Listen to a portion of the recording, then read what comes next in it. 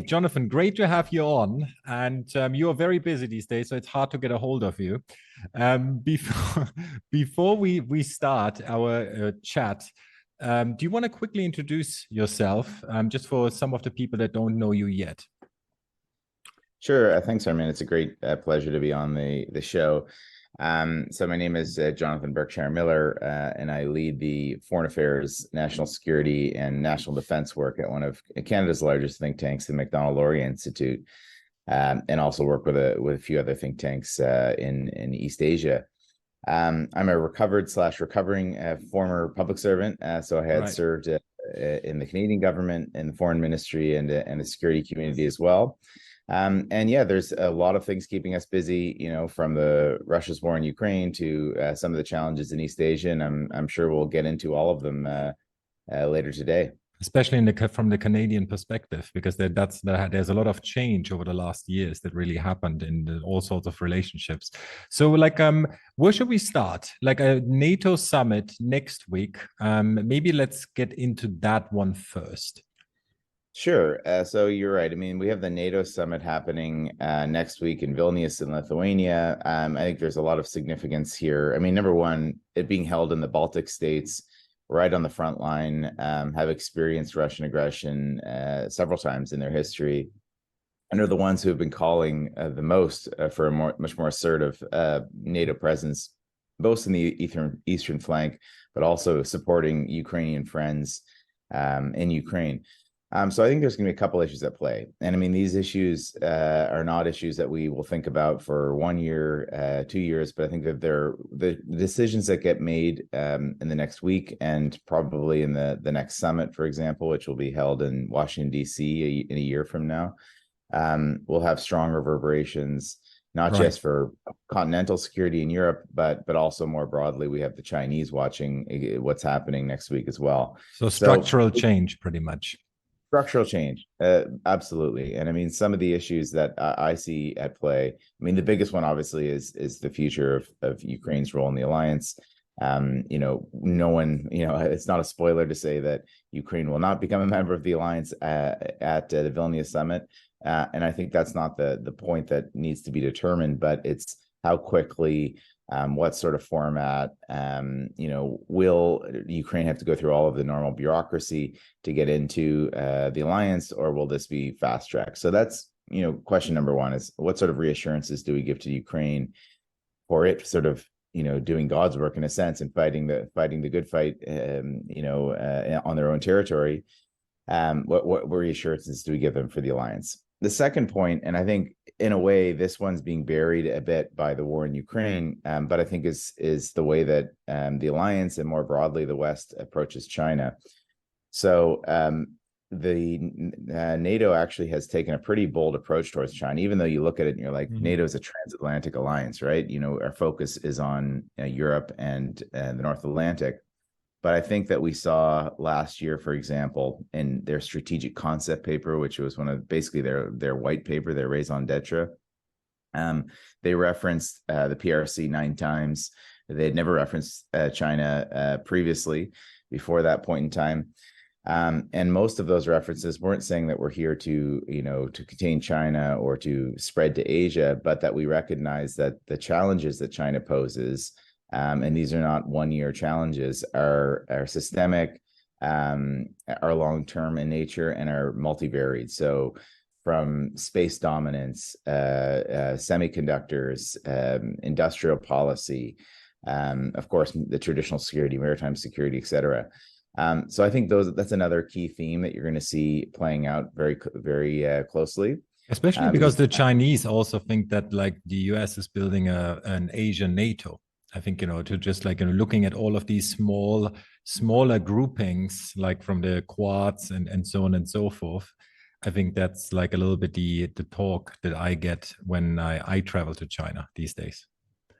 I think you're right. I mean, I think they see it. I mean, the Chinese will often, and the Japanese do this too, the strategists will flip the map on its side and show the maritime access points. And I mean, if you're a Chinese strategist and then you will look at the map and you see Japan's archipelago, which stretches all the way down the Okinawan Islands, connect almost 60 miles to Taiwan.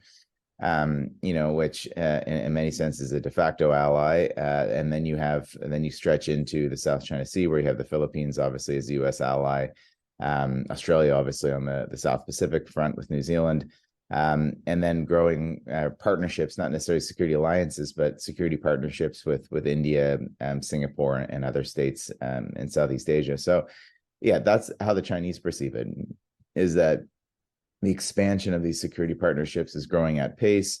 I think it worries the Chinese that they're seeing more of an interconnection with, for example, the Europeans now and Indo-Pacific issues. So, the French always had reasons to be engaged, obviously, because they have territories there, such as New Caledonia and French Polynesia.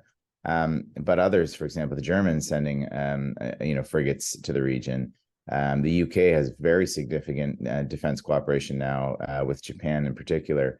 We're seeing the Italians working on fighter jets with the Japanese. So, I mean, we're seeing much more of a presence from the Europeans as well.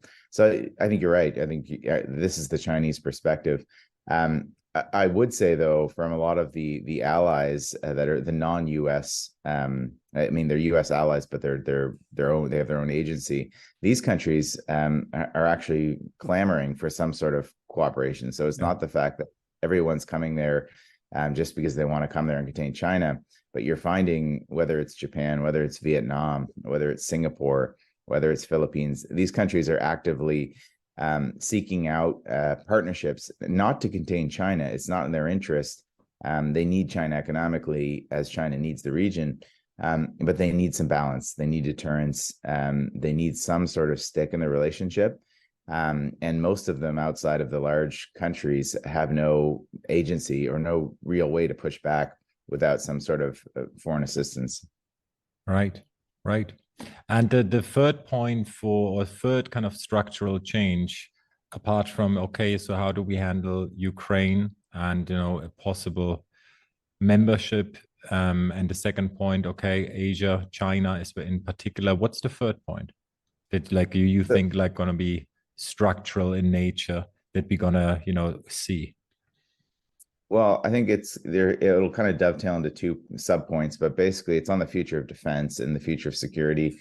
Number one, I mean, we're at a point in time, and Ukraine, I think, is a good example of this, where we have traditional warfare that we thought we wouldn't see, in 2022 and 2023, that we've seen with trench warfare, mines, artillery, etc. But I think that's sort of putting the rug over the reality of the future of warfare. And I think NATO, a lot of our partners, we mentioned the Chinese before, the Russians have made technologies on this, but have not been excelling at the same point that others have, is emerging technology, AI, robotics, different quantum, different areas that will affect the future of warfare. And I think that we're going to see much more investment and attention to this. But that sort of goes to my second point, is the sort of where's the beef is at the end of the day, it comes down to financing. And we've seen, especially from a Western perspective, many countries sort of complacent on defense spending. NATO for a long time has held this 2% of gross domestic product target on defense. Some have met it for a long time. Most have not. Even from a Canadian perspective, we've been hovering at around 1.3% for quite some time. So that shows a lot of things. It shows that I think a lot of the Western democracies have felt comfortable, frankly. I mean, they felt that their citizens have wanted to spend on social services, on infrastructure, on other issues rather than defense. But I think that we're seeing at this summit that consequential things are happening globally. It doesn't mean that we all want to enter the next conflict, the large regional conflict. But in many senses, we're already there, at least from a European perspective. And I think we need to prepare accordingly. It's interesting that you mentioned that, because if we look at, when this last year, when this, the Russian invasion, or whatever you want to call it, started, there were a lot of announcements, right? Like, you can think, okay, Germany with the $100 billion fund and these kind of things. But it seems in terms of how it's actually allocated, this capital, not much has happened, right? So do you see that as well? Or do you see now, okay, well, there wasn't a strategy in place, maybe that's why? Or like what's the reason that like it's still, I mean, we are now more than a year in, or 1.5, close to 1.5. So, like where are we going with this? Yeah, it's a really good point. I mean, I think, and it's important to sort of call out some of these policies that don't get implemented. I mean, in simple terms, words are easier than actions, and I think that we see there's a range of different reasons. Some of them are political, but some of them are just the procurement cycles, how challenging they are, a competitive space. What this is now. I mean, for example, the German Zeitenwand.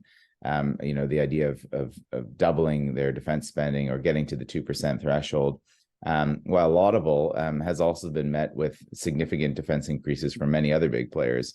Poland is increasing a lot. Japan, the third largest economy, has reformed its national security strategy and has said that it wants to double its defense spending in 5 years, which again is a massive commitment if it actually comes true. But I think to hit on your point is the fact that are these things actually achievable? I'm kind of stuck in the middle in there. I wouldn't be particular on the fact that if Germany or Japan, gets to their target date goal and they're at 1.9% or they're just under, that it's been a complete failure or they're misleading. But at the same point, I think there needs to be some accountability because we've seen in the past several states. I mean, I mentioned the NATO threshold of 2%, and all states have agreed to that for a long time in a international organization that they all seem to cherish, and all of them have summarily ignored that as well. So these things are tough. Political changes are in the wind in several different countries with elections. You never know how different governments might think about these things, how they might think about the war in Ukraine, how they might think about defense spending. So I guess that's my sort of short answer to your question. I mean, the Ukraine war has certainly been like a wake up call throughout like much of the Western world. But like you wrote, and I think you're famous for your Indo-Pacific strategy, right? Mm-hmm. That you kind of, thought about like in regards to Canada's involvement and so on and so forth. When we think about like the big geopolitical kind of, movement, there's a certain, I would say, a higher probability in terms of significance that this is more happening in Asia or in the Indo-Pacific actually.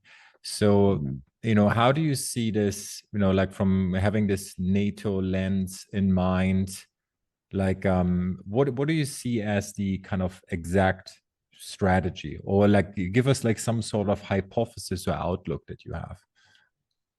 Well, I mean, the challenging thing about the Indo-Pacific, and I think, it's an exciting and dynamic thing, I think, for businesses and for governments as well, but it's also challenging, especially for a lot of the Western liberal democracies, is that it's very muddy. And I say muddy not in a derogatory term, but I say muddy in the sense that the clear-cut rules or the clear-cut sort of boxes that we have set for ourselves in the transatlantic, the nice multilateral groupings, NATO, OSCE, OECD, the economic forums.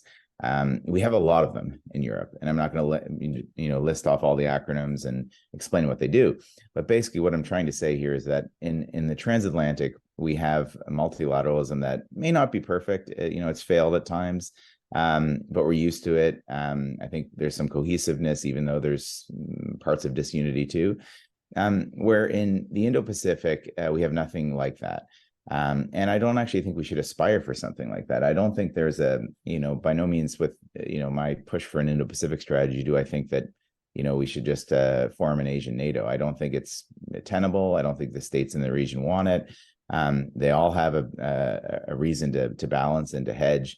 But what they don't want is coercion or rule by any one state. So I think this is the thing that for states that are not necessarily principal Indo-Pacific actors is really important for them to learn, is that they can engage in the region, they can contribute to the prosperity and security, get wealthy from the supply chains, hopefully add to regional security, But at the same point, really listen. And I think that's been part of the advice I've been giving the Canadian government anyways, through their process, is that go into the room, listen 80% of the time, speak maybe 20%.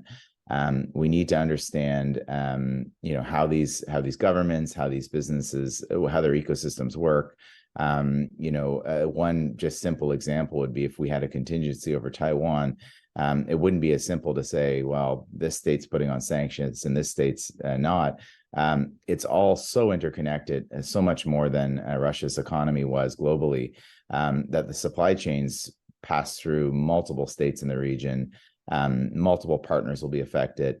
It's not to say that we can't do it, but it's going to be extremely complicated and challenging. So I think understanding that disorder in a way, or that sort of, not cohesive sort of connectivity that we have in Europe, I think is the first step to try to help yourself. And in regards to, do you have any kind of, outlook in the sense of, okay, so it's just going to be like a little bit of hedging with more presence by NATO members in one form or another? And because the separation, I guess, like what I'm trying to say is the separation between security and everything kind of business, seems to be like fully out of the window by now. So it was always like, okay, so we trade here. We have still the US as a kind of security partner.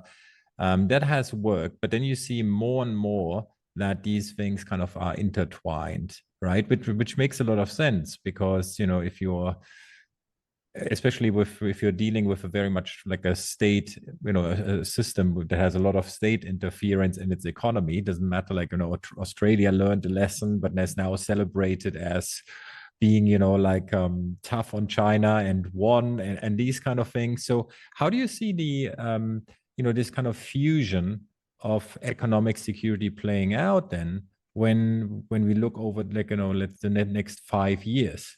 Because it by definition is, apart from just being more complicated, because certainly it will be more complicated.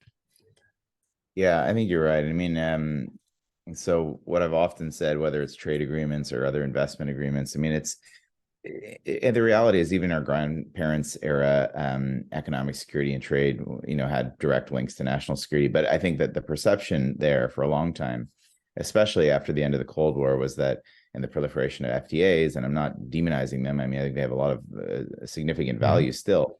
And I think that I still do promote them in certain cases. I think that, for example, the Trans-Pacific Partnership is a really key one in the region. That being said, there was a perception, I think, a lot from the trade folks that run a lot of the agreements and foreign governments, and also some of the businesses who benefit from them, that basically you had trade and economy on one side and you had national security on the other. An example I'll point to, Japan's relationship with China was able to navigate this for several years, or feel like they could navigate it, where you would have significant economic and trade relations with China, number one trading partner still, and has been for some time.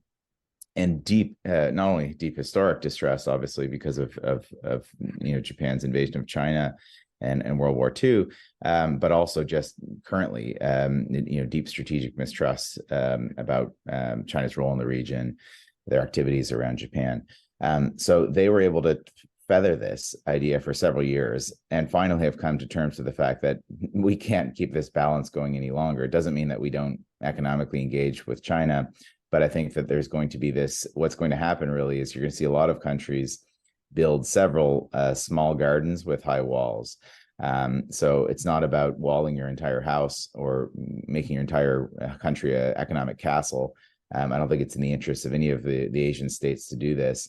But what you will see is that on certain issues, technology, semiconductors, we've already seen it. One of the areas where we're seeing much more export controls and restrictions. You're going to see this play out. My last point in this, though, is that I think that it has to be indigenously thought of. It has to be thought of in the region, because yes, the United States is an ally, and yes, the United States' views have to be taken into account. But it will not be sustainable if the United States is just coming to the region constantly saying, we're worried about this. This is against our interests. We demand you take these steps. that's not going to be a sustainable way to maintain those alliances and partnerships on economic security. There has to be a genuine sense from the partners in the region that, okay, how do we balance this? How do we balance the sort of economic security risks, in particular with China, going forward? Are these, might be a naive questions, but are these kind of things, do you think, like discussed or considered by NATO, that like the national security list? So what's, okay, we have semiconductors, but then the list is getting longer and longer, what falls under actual national security. So it's just a matter of definition, I suppose. Like, are these things like, is there a strategy that is in place or changing kind of strategy? I think like on a horizon perspective, these things are picked up. How much they, NATO planners, for example, agonize over these things, I think is minimal. But again, I would point to the strategic concept paper, which is their sort of their large white paper. It does reference a lot of these things. NATO still fundamentally is focused on traditional conflict and traditional conflict in the transatlantic sphere. So, I mean, that is their bread and butter, and obviously what they're, what's keeping them up at night. But that being said, I think they're realizing that in future conflicts, things get blurred. When you have NATO members who may have assets, commercial assets, cyber assets, et cetera, that are outside of the traditional theater of operations, those also need to be taken into account. And I think the second piece that they find, and this probably is heightened a bit after Russia's war in Ukraine, is the coordination between Russia and China. So especially with Russia relations completely falling off the cliff, that piece on Russia-China coordination, and we could have a whole other podcast to talk about how real that is and how, is it real, is it artificial, and which way will it go? But I think no matter what you think about it, there are some significant alignments happening of late, both in the military realm, in the political realm, in the diplomatic realm, business realm. So I think that we do need to pay attention to that, and I think NATO is looking at that piece as well. And you are going around a lot these days, right?